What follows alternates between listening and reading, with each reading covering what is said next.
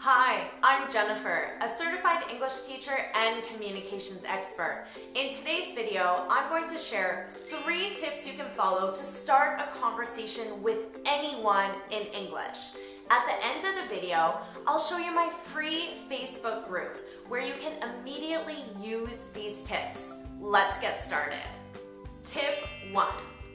Ask a question. Honestly, I think this is the only tip you need. Consider the other 2 bonus tips.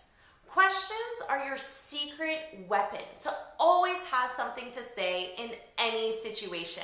And I mean any situation.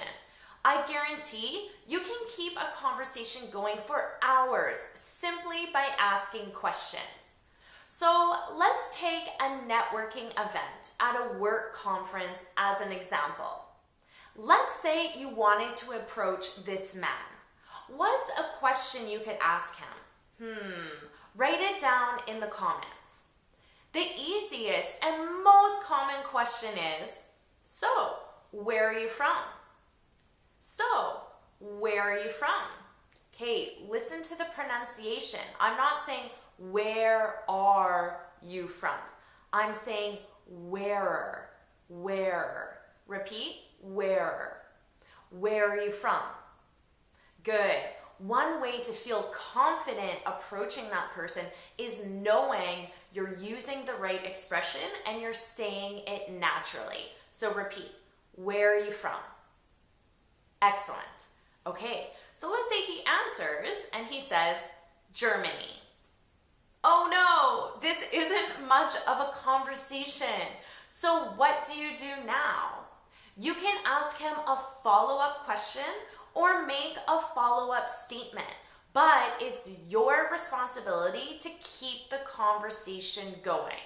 So for example, you could follow up and ask, what part of Germany are you from? What part of Germany are you from? Okay, here, notice I'm not saying part of Germany.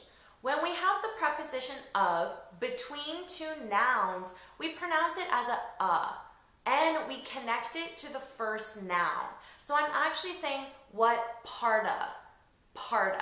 What part of Germany? Parta.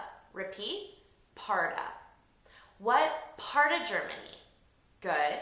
And then we have are you from? What part of Germany are you from? Good. What part of Germany are you from? Okay, repeat. What part of Germany are you from? Excellent. Or you could follow up and say, I hear Germany's beautiful this time of year. I hear Germany's beautiful this time of year. So again, we have the preposition of between 2 nouns. So I'm going to say time, not time of, time. Repeat, time. Good. I hear Germany's beautiful this time of year. Excellent. Now, just let the conversation flow naturally. Tip 2.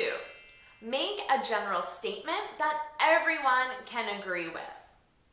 To think of a statement, use the environment you're in for clues. Look around you. What do you see that could be a topic of conversation?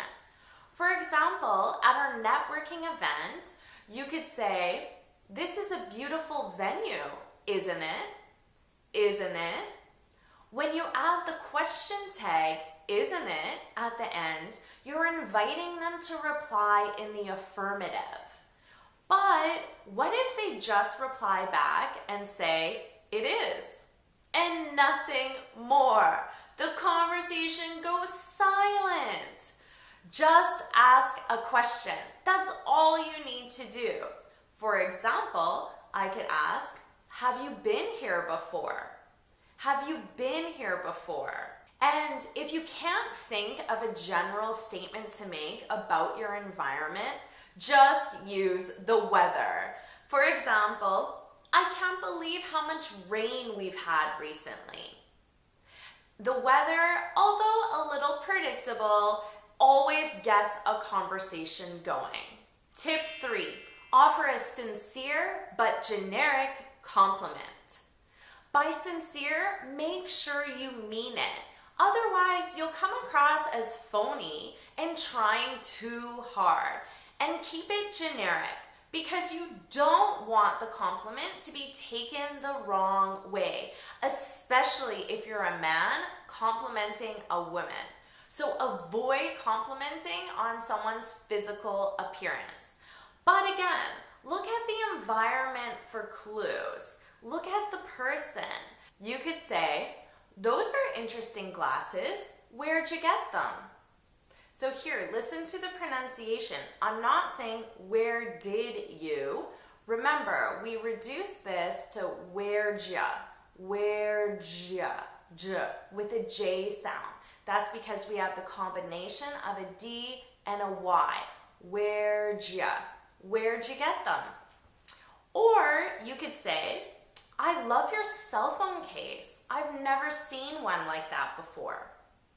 All right, so now you have 3 tips that you can use in any situation to start a conversation. Remember, ask a question, make a general statement, offer a compliment. You can always follow up with another question or statement. It's your responsibility to keep the conversation alive. Now, let's test out your new conversation skills. My Facebook group has 20,000 English learners all waiting for you to start a conversation with them. Join the page, use one of these tips, and you can start a conversation with anyone, even me. If you found this video helpful, please hit the like button, share it with a friend, and of course subscribe. Thank you so much for watching, and see you next week.